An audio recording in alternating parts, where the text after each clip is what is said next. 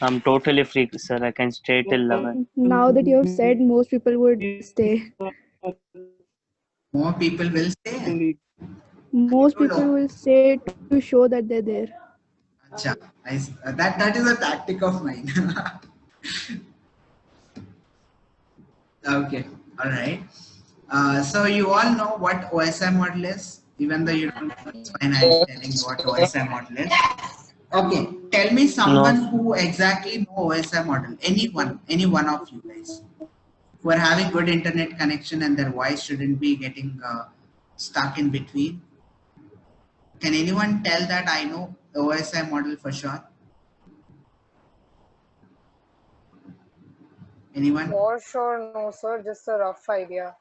Oh, Sneha, you did OSI model research, right? Yeah, sir, but not as much as perfect like you know. No, I just went through it in like short. So in Uh, short, I can tell, but then details I and see. Okay, that's fine. That's fine. Okay, I'll just ask you a few questions. That's it. Okay. So, okay, sir. yeah. So, what is the first layer in here in OSI model? We start from the application from the top. Application. Application? No. Physical layer. Yeah, physical layer. It The starts from physical physical layer. layer. Yeah. This is the interview question most commonly asked. They'll be asking like, what is the second layer? First layer. Data. If you tell first layer is application layer, then it's gone. They'll be filtering you out. They'll be telling you that we'll call you later. So when they tell you that, they'll in IT, they'll call you later means they are not going to call you back. Okay. So just remember that. So layer starts from physical. Okay, so we got to know, that's fine. But you can mention saying that, okay, from client side, the first layer, it starts from application layer. From server side, it starts from physical layer. If you be more precise, that will be more, you'll be creating a good identity. Then like good will be formed between you and interviewer. Okay, now, in first place, why are we using this OSI model? Can anyone tell this? Neha, you did research, right, about OSI model. So I Yes, don't sir. know what is OSI model. Okay, I'm a noob. I don't know OSI model. Why are we using OSI model for? I want to know that. So just it's the conceptual representation as to how the data flows when two devices are connected over a network. So So, just to understand in more detail as to how the data goes, even I like when I explained yesterday's part, it is just a rough thing, no. So even I wanted a real-time example to understand. So I went through and I saw the example of sending an email. So how it starts from the application layer and goes down from the sender's side, and then at the receiver's end, how it starts from the physical layer up till the application layer. okay. So, Sneha, listen to this carefully. Okay. If A is Alice, okay, in textbook we call A as Alice and B as Bob, right? Alice and Bob. Sender is Alice and receiver is Bob. This is how most of the textbook will be writing. The default names are Alice and Bob's. So, Okay. so let's say Alice wants to send some data to B. So without OSI model, can he send the data? No, sir. No, Captain. Yeah. Yeah, sure. Mm, No. Okay. Sir, OSI is a Open system interconnection. yeah, sir. But then yes. it is also No, widely sir. criticized, sir,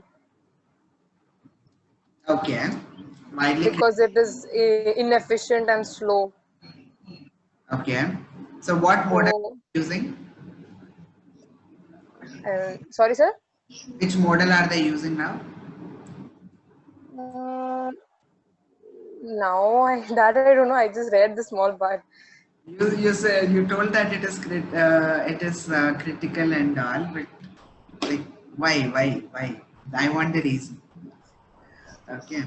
So they would do research on that.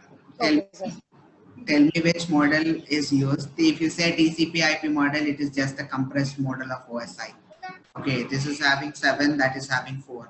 So So tell me why are they using TCP or why are they using OSI? And now my question was like if A can send data to B or not without OSI model.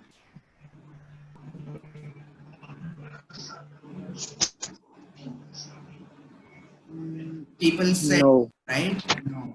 Okay. So without OSI model you can send. You Yes, can ma'am. you can send the data without OSI model to Alice and Bob. Okay. So sender and receiver, you can send it.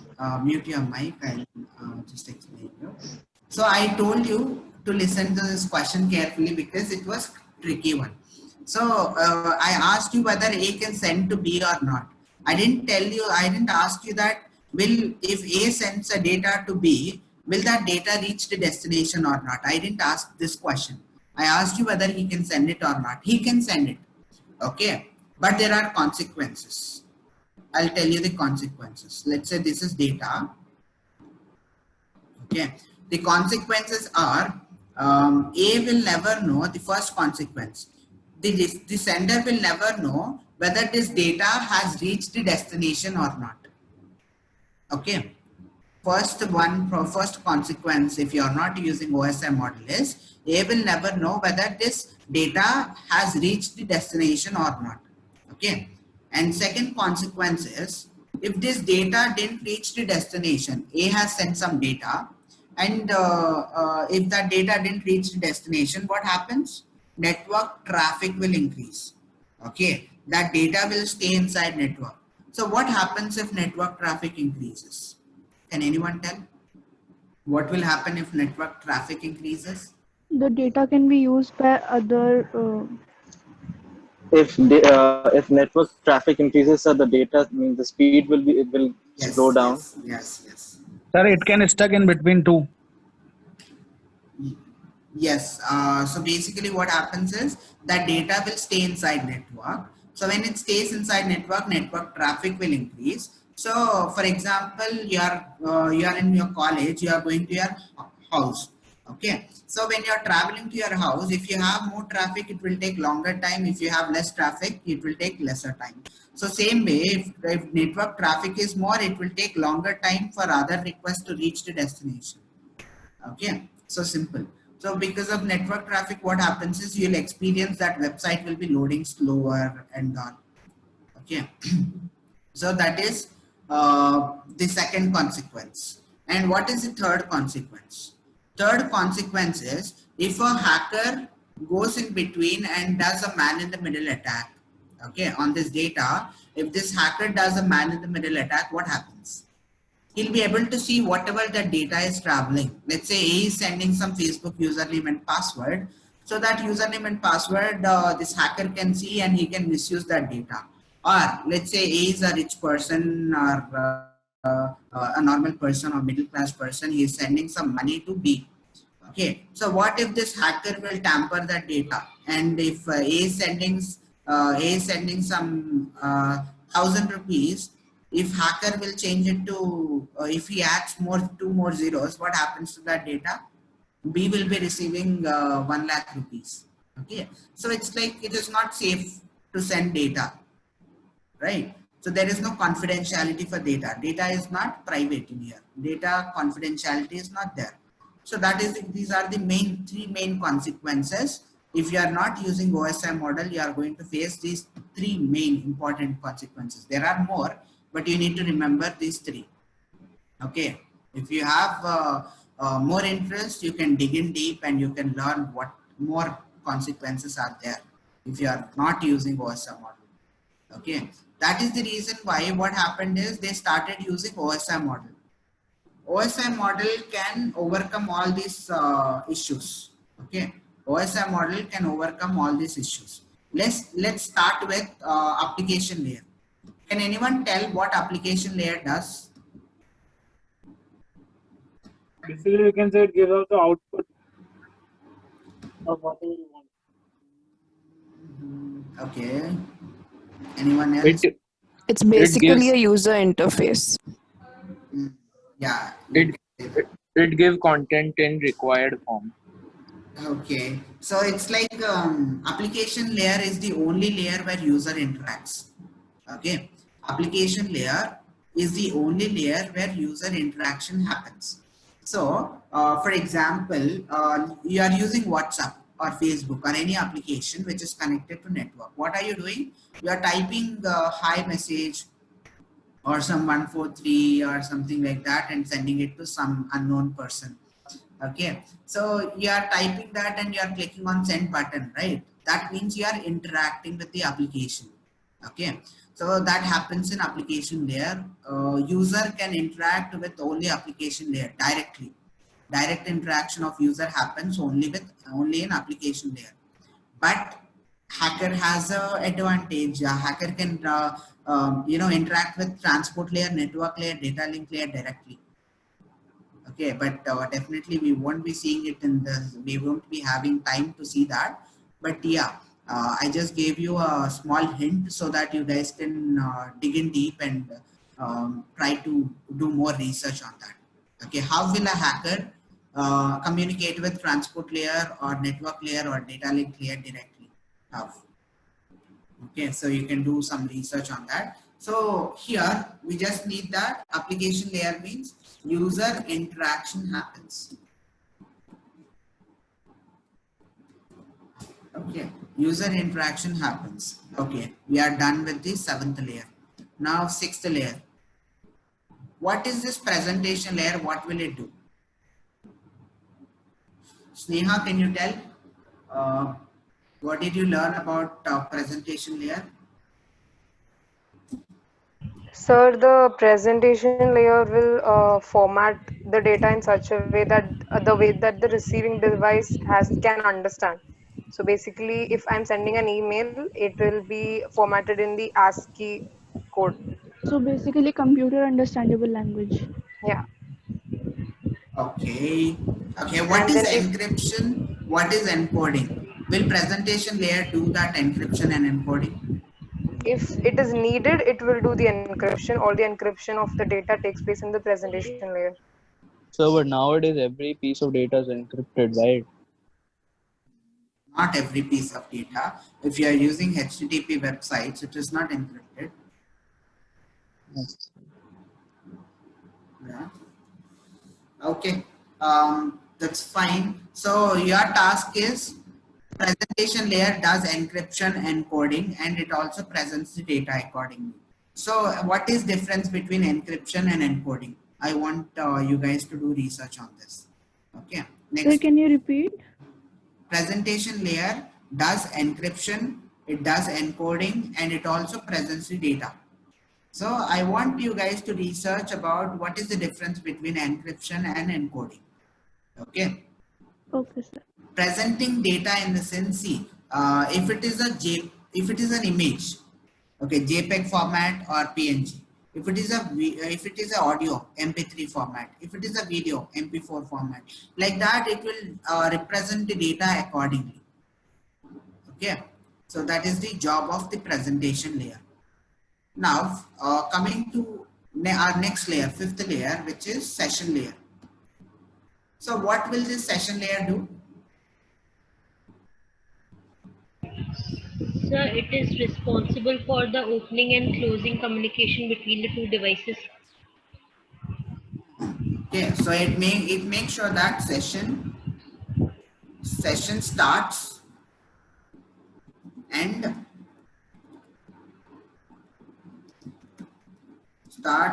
ends.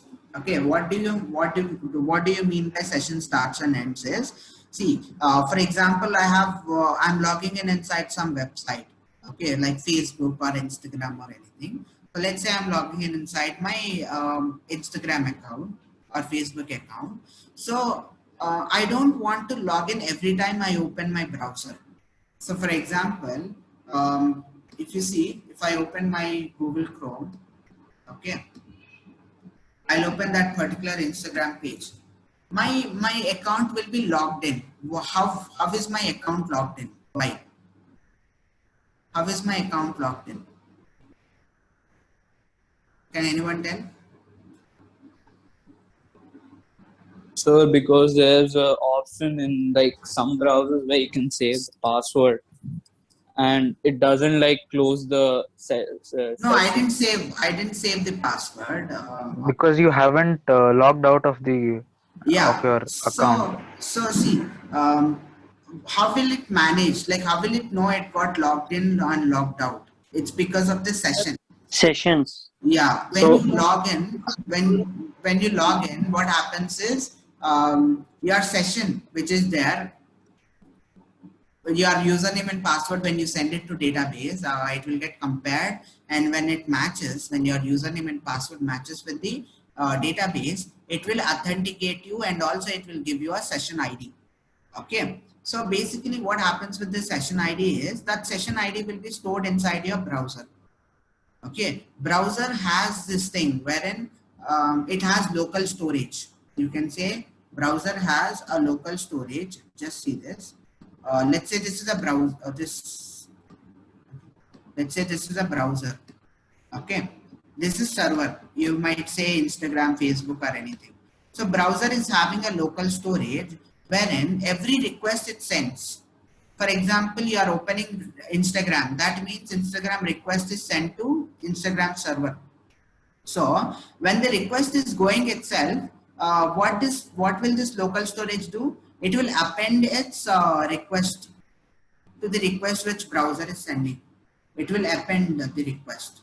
Okay. So what will happen with this is in local storage consists saved passwords, it consists cookies, it consists sessions. Okay, in local storage. So when browser is sending some request to Instagram, this session ID which is stored inside this local storage will also be sent. Okay, and when it is sent, what happens is the Instagram will think that okay, this is an authenticated person already. I will not ask him to log in again, so it will show you the login page directly. Okay, did you guys get it? Yes, sir. Yes, sir. In Yes, one browser, you can open only one session. Okay, so for example, if you're logged in inside one Facebook account, you cannot open another tab and log in inside different account without logging out from the previous account. Do you know that? Yes, sir. Yeah. So every browser will be consisting of one session. So what happens is you can open another browser and you can log in inside different account, because that browser will be having a different session. It will be having a different local storage. Okay. So now we got to know that sessions, cookies, saved password will be saved in LS, local storage. Okay, so what happens with this is when a hacker okay compromises the browser victim the browser of the victim. Let's say I'm a hacker, I'll be compromising your browser. So what happens is I'll get access of your local storage. I can see your saved passwords. I can see your cookies. I can see your sessions. Okay. So you might think that I'm so intelligent. I don't save my password. So in that scenario, what happens is I can use your session IDs. Okay, session IDs it will obviously be in your browser. Like you will be logging in inside some account and you will not log out, right? In that scenario, what happens is I can steal your sessions and I can log in inside your account without your username and password.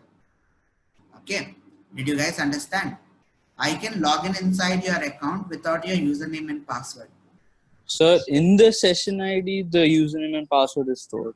No, it is not stored. In cookies, raw data of username and password is stored, but sessions, it is not stored. So how can you like log in into the account using the session ID? Session is like authentication token. Okay, so it's like a movie ticket. So whoever is having movie, no matter who buys it, whoever is having that movie ticket can go and sit inside and watch movie, right? So same way sessions. When I steal a session, I'm not telling that Facebook or Instagram is having that right now, Google and all. Okay, those Facebook was having before 1 year, it was having this, but now it is not having. So there are many websites, even Netflix is having cookies. Okay, cookies. Do you know? I guess there is at least one or two people who are using Netflix cookies of someone else. How many? But I think there will be one or two students everywhere who will be using Netflix cookies. So normally these cookies are there and available in few websites, wherein people what they do is they copy that cookies and they replace their cookies of Netflix and they log in inside someone's account, because cookies will be having raw data of username and password. Okay, but you might ask me what website and all. I'll not be telling that website. So you Mostly all websites take cookies. yeah, all websites have cookies. So it's like if you steal a cookie, it is more advantage. Collecting our data. Yeah, it is more advantage if you have cookies rather than session ID. I'll tell you why. But before that, So sorry to interrupt, but yeah. yeah, there are some websites like there's an option when you open a web page where our website is using cookies. Would you accept or not? So what if we don't accept? But You know how will our cookies data look like? No. will our data still be stored like session ID? So if you are logging in inside some website I'm talking about, yeah, it will store your cookies. Obvious, that is mandatory. Okay, because why? Because it needs to keep you logged in, right? So what happened is with what happened with cookies is every time if you are using only cookies, you are not using session IDs. Okay, so what happens with cookies is every time it asks you username and password, it will log in. So cookies take longer time to authenticate you, whereas session ID takes quick. It happens quickly. Okay, whereas cookies take longer time, but still cookies and sessions are stored. If you want, you can see. Your session ID is like, it looks like this, and your cookies will be having raw data. If you want, you can import it and open some. What is the tool, sir? That is edit this cookie browse. Edit this cookie. So can you see, this is how it looks like. So basically, it's like a search history. It's like you'll have username and passwords also. Like you won't directly see it. It will be in different value. Okay, you can't understand, but your Thank you, sir. Yeah, sure. So what I'll do is, let me give you one live example. So let me take a Woodland website. Okay. So I guess everyone know about Woodland, right? Everyone know about Woodland, I guess. Yes, sir. Yes, sir. Okay. So let's do it on this website. Just say I'm logging in inside my account. Okay. I'll log in inside my account. So yes, I got logged in. Okay, so there are many ways to find cookie. When there are many ways to find session IDs. Okay, so you can just see the log symbol in here. Can you see this? Click on this log symbol and click on this cookies. Scroll down, click on Woodland Worldwide, expand it, and can you see the cookies? Expand J session ID. Okay, this is one way to find session ID. You might think, "Arey, this is a long process." So what you can do is you have this edit this cookie extension in your Chrome browser, Chrome Web Store. Okay, so you can add this extension. So if you click on this extension directly, you'll be able to see session ID. Okay, if you want cookies, you can just click on this. It will get imported. I need to open a notepad. Show it 1 second.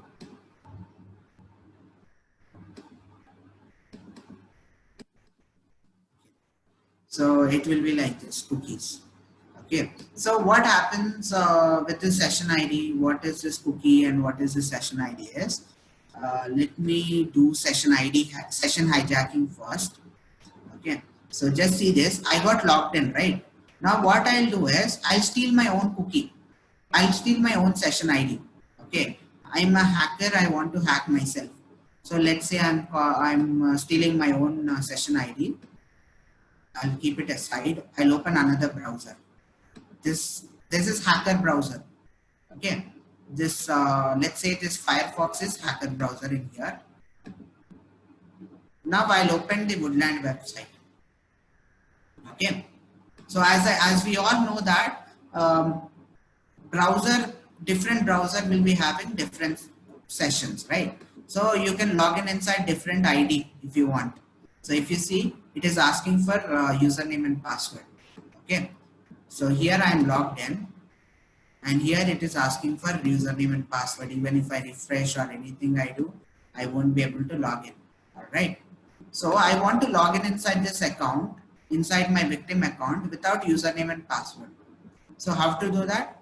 So just see this. This is also having a edit cookie extension. And here, can you see this session ID? I'll remove the hacker session ID and I'll replace it with the session ID of my victim. Okay, and save it. Now just see, I'm refreshing my browser. Done. Okay, I got logged in inside the victim account without username and password. With one line of thing of session ID. Okay. So the thing, what happens with session ID is, see, even if I do refresh or anything, I'll stay logged in. Okay. So once user logs out of his account, his session will end. Okay.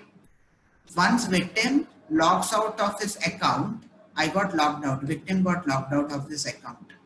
Okay. Automatically, even hacker will also get logged out of his account. Okay, session is dead. Because the session is over. Yeah, session is ended.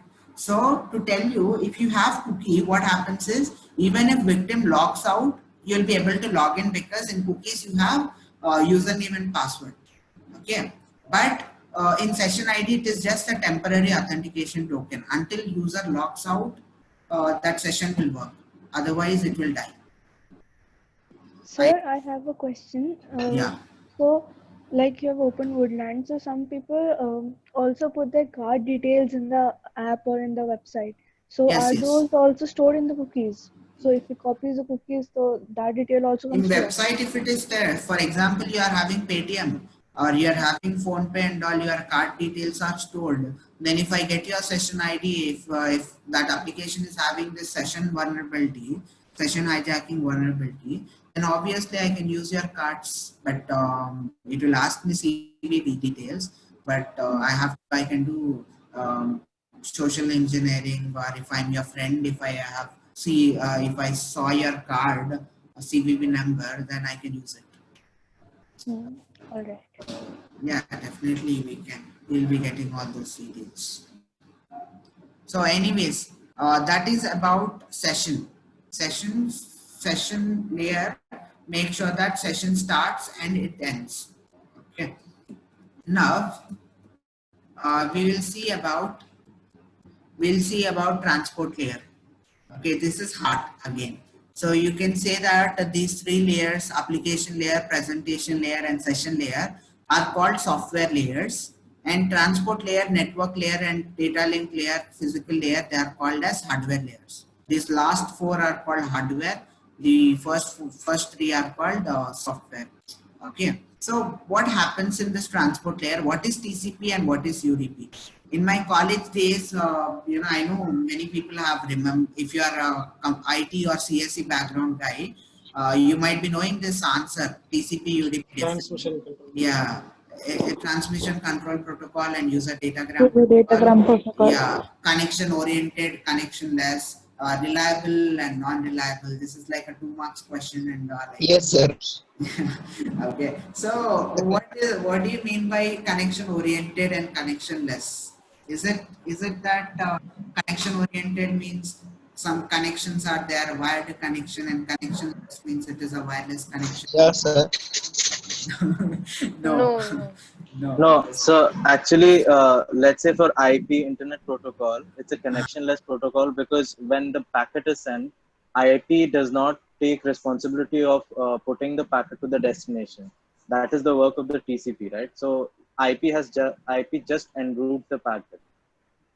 So that is why it's called an connectionless. Okay, I'll tell you the reason. Okay, I'll tell you the reason. happens in the TCP is, I guess people have heard about three-way handshake. Even if you didn't hear about it, I'll tell you. So in TCP, there is something called as three-way handshake. Okay, three-way handshake. This is sender and this is receiver. Okay, you can say this is Alice and this is Bob. Okay, so Alice wants to send some data to Bob. So what will it do? First, connection establishment happens. Okay, first connection establishment happens. Alice will send a request saying that Bob, can you accept my request from this port number? So what is port? Port is nothing but you can say for breaking it. Okay, you are in one room and you want to enter inside another room. So there is a door in between. Okay, so if the door is closed, you cannot enter inside another room. If the door is closed, if the door is open, you can enter inside another room. In same way, if one device wants to send a data to another device, in this both devices, that port should be open. Okay, that port should be open. So ports concept is very, very important. Okay, so just remember this. There are 65535 ports, 65,535 ports. Okay, out of which we are using 1024 ports. Okay, out of which as a hacker and normal person cannot remember all these 1024 ports. So you can say you need to remember at least 25 to 50 ports and protocols. Okay, each port number will be occupied by one protocol. For example, the known example is HTTP. Okay, HTTP, it is occupying 8080. Okay, HTTPS, it is occupying 443. Okay, like that. SSH, it is occupying 22. FTP, file transfer protocol, is occupying 2021. Okay, like that, telnet and all, we have like DNS and all. So what is protocol? Protocol is nothing but a rule. Okay, protocol is nothing but a rule. Like that, 1024 port numbers are there. Each port number is occupied by one rule. Okay, so what happens is A will send a request saying that I want to transfer a file, so I want this 20 port open. So 20 port open in your side. So B will acknowledge back by saying, okay, I'll open my port. You can send the data. Okay. So this is how connection establishment happens. So I'm going to tell you after connection establishment, what happens is A will be sending one request. A will be sending one data. Okay. B will be sending one response back. So what is this data it will be sending? Just see, it will be sending SYN1,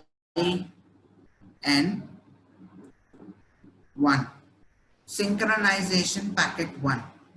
Okay, the first packet is sent and ACK2 is sent back. Acknowledgement 2 is sent. Okay. Yes, sir. Acknowledgement 2 is sent. So when A is sending 1, why is B sending acknowledgement for 2? Because A will understand that first packet has been received by the receiver successfully. So it is Bob is expecting for the second packet. So now what happened is A will send second packet, SYN2. Okay. So now Bob will send ACK3. ACK3. But what happens if the second packet didn't reach the destination? It will again send ACK3 will not be sent. ACK3 will not be sent. What happens to this data then? It will be trapped in the network. So that is why we have a concept called TTL. Okay, TTL means time to live. Time to live. Okay, for each and every packet, each and every data, this time to live value is added. Okay, it will be in some microseconds. Okay, so let's say second packet which is there, it is assigned with some TTL value of 60. Within 60 microseconds, if this didn't reach the destination, okay, this packet will immediately die. Destroyed. Yeah, it will die inside network. So that is the reason why we can avoid network traffic. Okay, and second thing is, if this data didn't reach the destination, if this data didn't reach the Bob within that time limit, then what Bob will do is, Bob will send ACK2 again.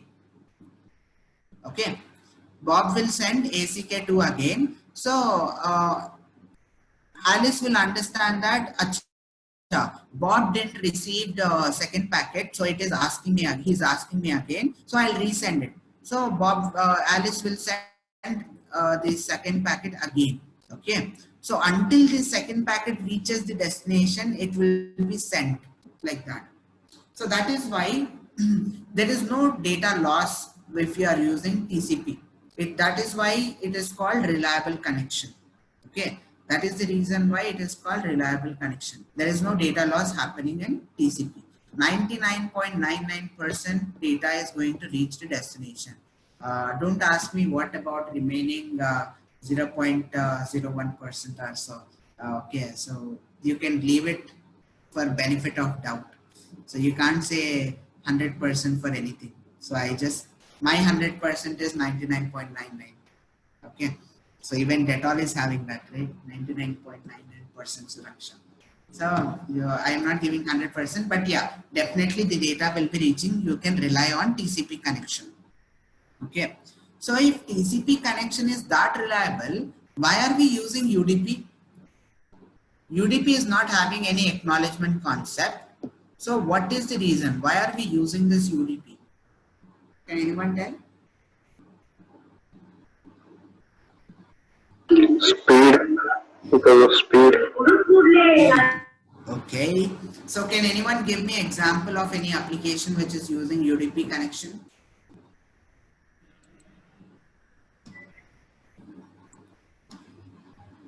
Sir, streaming of audio and video. Streaming services. Games, sir. Live streaming or not?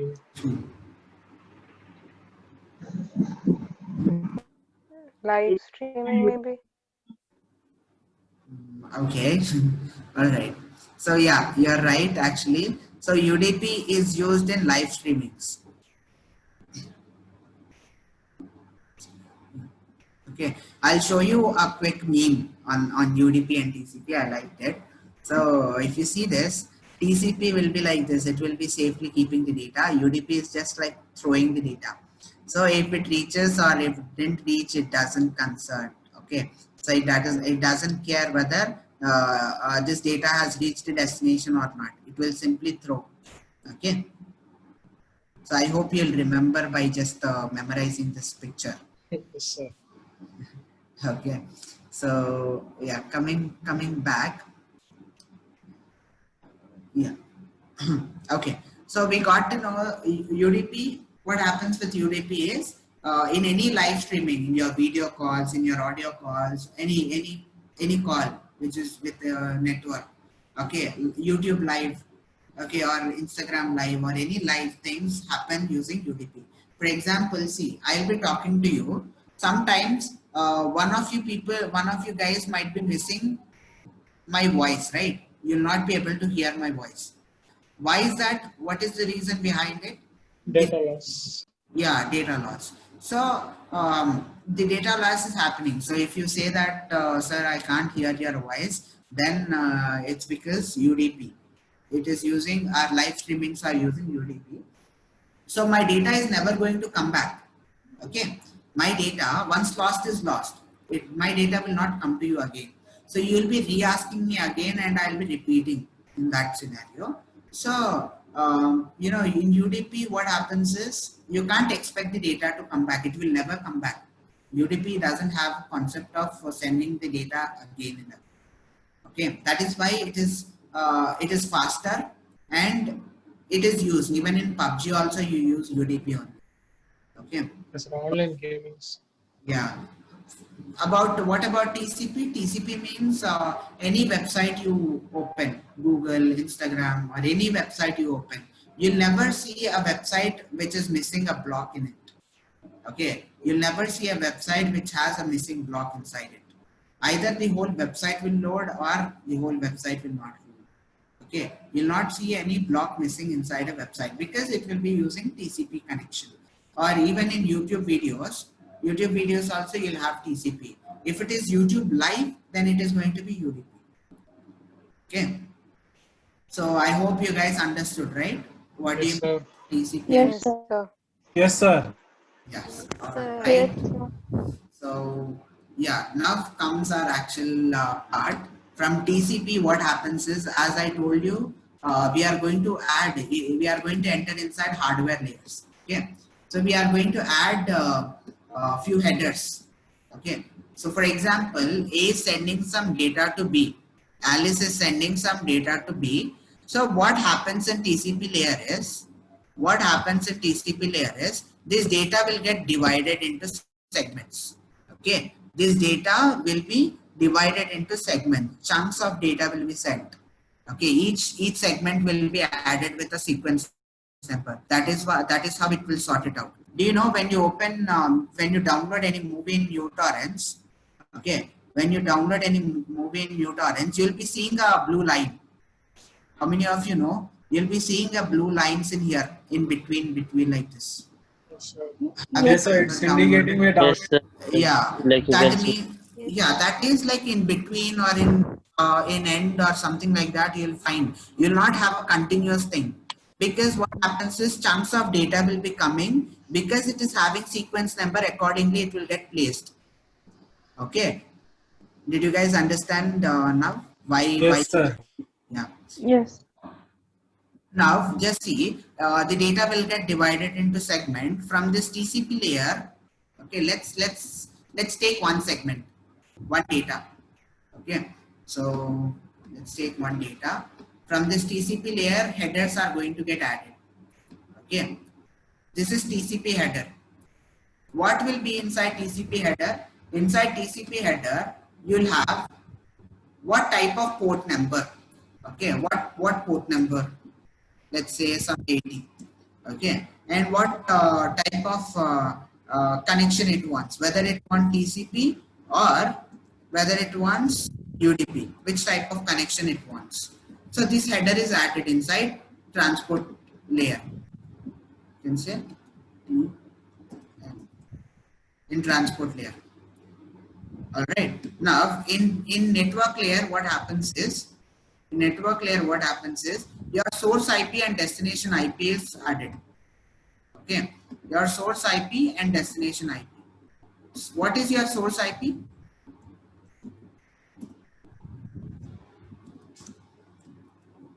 Destination IP. Source IP address is your IP address. Our IP. Yeah, destination IP address is our victim IP address.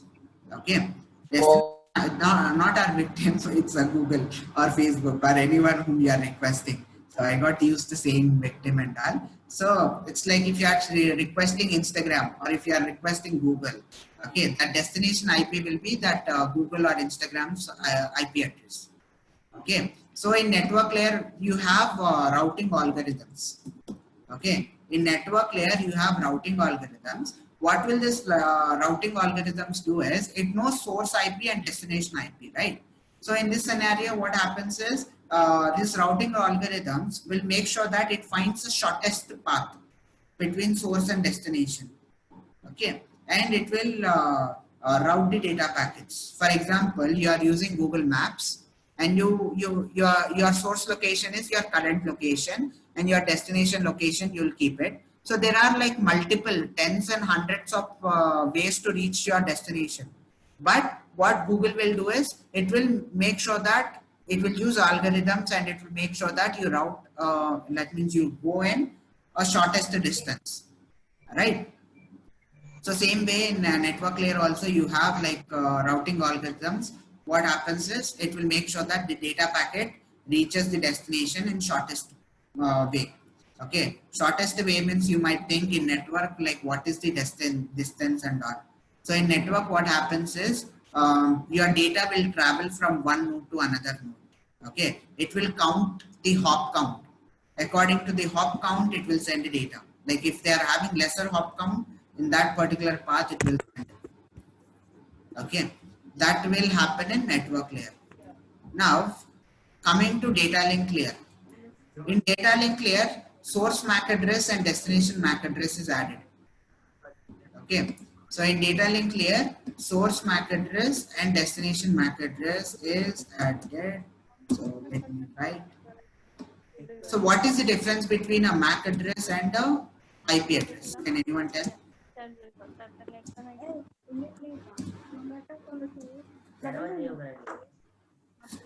So MAC address is the address that is given to the device in the network, right? It's unique. It's a unique address that is given to the sending and receiving device.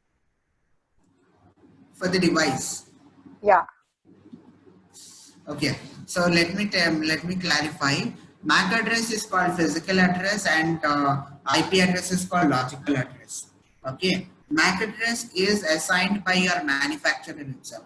Whoever is manufacturing your PC, your computer, they themselves has assigned you a MAC address. It's a unique address. Okay. So IP address is assigned by your network. Okay. If you are connected to some internet, then only you'll have IP. If you are not connected to internet, you will not have. Okay. So your IP address will be assigned by your network. Your MAC address is assigned by your manufacturer. So to tell you precisely, manufacturer. To tell you more precisely, so let's say you are sending one post to your friend. Okay, one letter, physical letter. You are sending it to your friend. So in that letter, you know the address you write, right? Like Hyderabad. Let's say India, Hyderabad, and High-Tech City. Okay. So this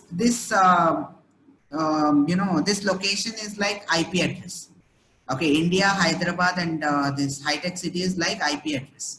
And the building address which is there, that is the MAC address.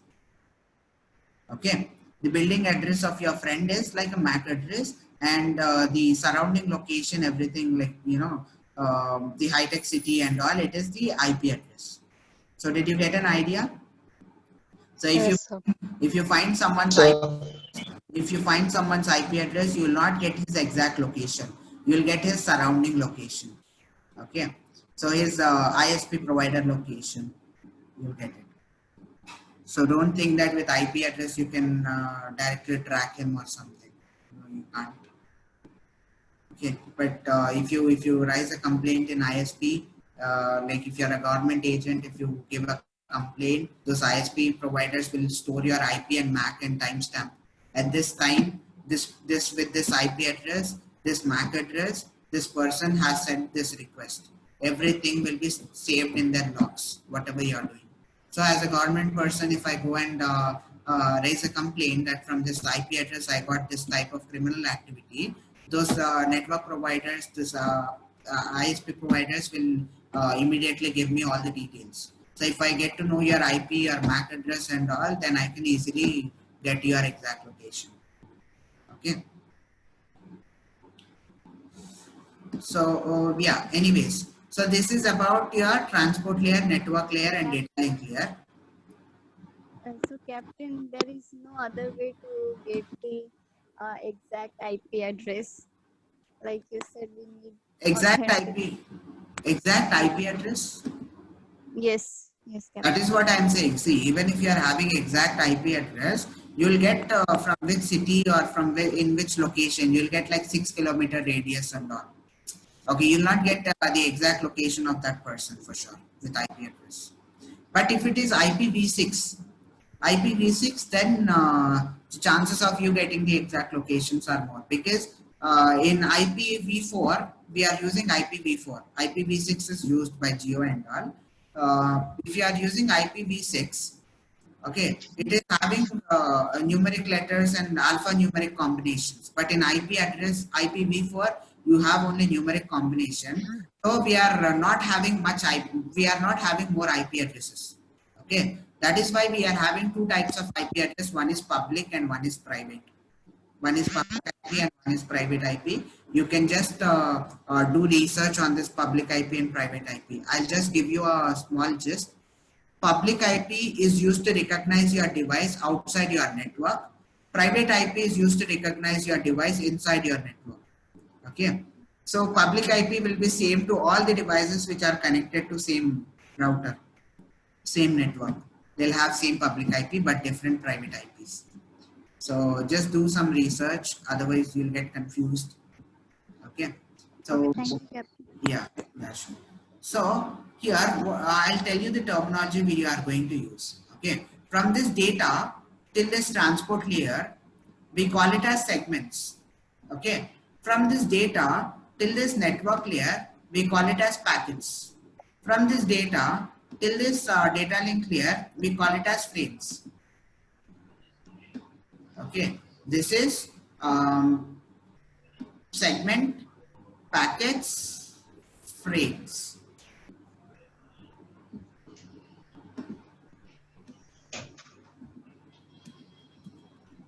Segments, packets, and frames. Okay, till data link layer, did you guys understand till data link layer? Yes, sir. Yes, sir. Yes, sir. The last thing is your physical layer.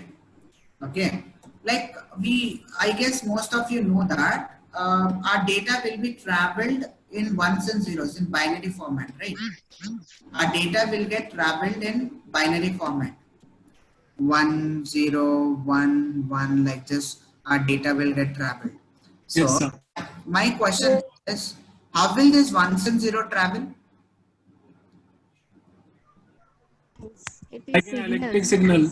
Electronic pulses, sir. Electronic waves. Yes. Yeah, it is called analog signals. So what happens is, if one is there, an electric signal pulse is one. Okay, pulse will go. If zero means no signal, one means a signal, electric pulse. One means an electric pulse. Zero means no signal. So it is going to be like this: 1 0 1 1 0. Okay. So I hope you are getting like you need to be getting a graphical image in your mind, like how is data flowing. Like when you get inside hacking, you should be imagining things like, Array, this data is flowing like this, I need to capture it in this way and all. You have to imagine. That is where you get new types of hacking techniques. Like you yourself can create a new type of hacking technique if you imagine correctly. Okay. So I hope you guys got some knowledge out of it. This OSI model is like very important thing, and at least 3 out of 10 questions in interview, if they ask you 10 questions, 3 questions will be there from OSI model itself. Okay, the task which I'm going to give you is, in each and every layer you have many ports and protocols. Okay, so what you guys need to do is go through these ports and protocols. I'll be sending you list of important ports, and also I'll be sending you all over ports and protocol list. So you guys at least go through important ports and protocols. Try to do Google search about each and every protocol, because the reason is, when we get into second phase of hacking, which is scanning, okay, there no system or no application will be telling you that I have this loophole or I have this vulnerability, right? No system or no application will be telling you that I have this loophole or I have this vulnerability. In that scenario, what you have to do is you have to scan that system or you have to scan that application. So when you scan them, you'll be getting open ports. Okay. So when you scan, you'll be getting open ports. When you get open ports, each and every port has a different type of exploitation. Okay. So each and every port has different type of exploitation. You should be knowing what port does what port does what operation. Okay. Then only you'll be able to hack that. Otherwise, you'll not even know. Open ports are like gold mines for hackers. So if you don't know the value of gold, no one can do anything. That is why, yeah, that is the reason why I am telling you about OSI model this much. Okay. Yeah, is that Okay, fine? sir. Yes, sir. All right. So in Yes, sir. next class, what we are going to